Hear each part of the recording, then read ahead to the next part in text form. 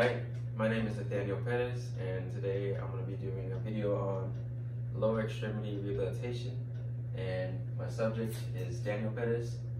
And the injury that we're going to be focusing on today is an Achilles heel rupture that is roughly 8 months post-operative surgery. So within this time area, the patient has full proprioception, roughly 80% of their functional range of motion, and can begin performing strength and flexibility exercises at a high intensity. And if you can go ahead and stand in front of the camera and turn around facing this way.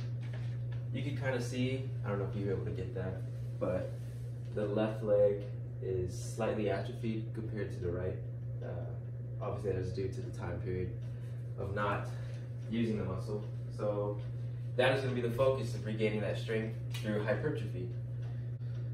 The mechanism of injury for an Achilles rupture is a force exerted while your leg is straight, so a strong force of plantar flexion from a dorsiflex position, or is also a violent dorsiflexion from a plantar flex position. So those are the two mechanisms that we're not going to imitate to not re-injure our patient.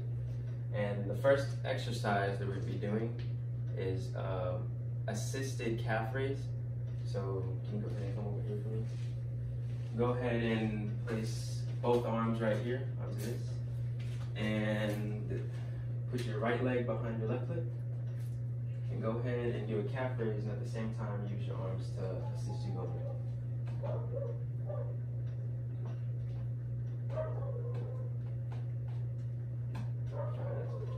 So normally I would tell the patient to do about 3 sets of 10, and at any point that they become uncomfortable or they experience pain, then they can stop. I'll tell you to stop.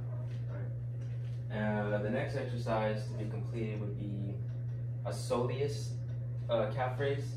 This is an exercise that is completed with the knee bent, because that is the action that initiates the soleus one. So go ahead and sit down for you. All right. I'm going to put the weight on your knee, and go ahead and put your toe onto that. So you're going to hold the weight on your knee. You're going to perform a calf raise just at your toes. Go ahead and put both hands on it. So perform a calf raise. There we go.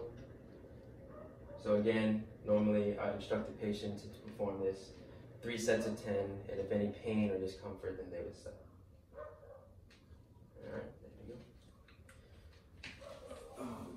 The next exercise would going to be a mini squat, a single leg mini squat. So go ahead and stand.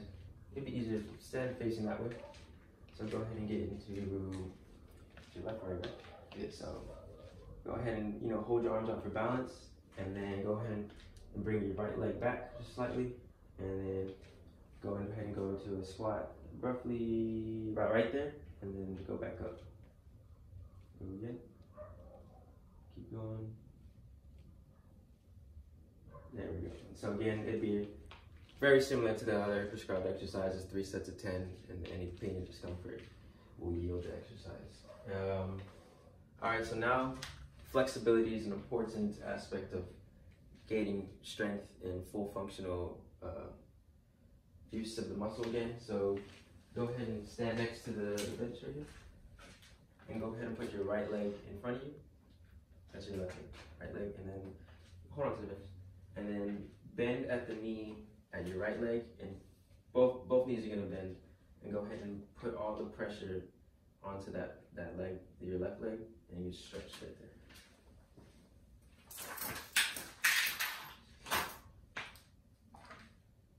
So he would hold this for 30 seconds to a minute. That way plasticity changes can start occurring within the muscle. All right, good. And then the second stretch would be the gastrocnemius stretch, which is essentially the same thing, but this is not going to have any knee bent movement at all. So go ahead and go to the same position, your right leg in front of you, but keep your left leg completely straight. And again, you hold this for 30 seconds to a minute, so that way plasticity can occur. too.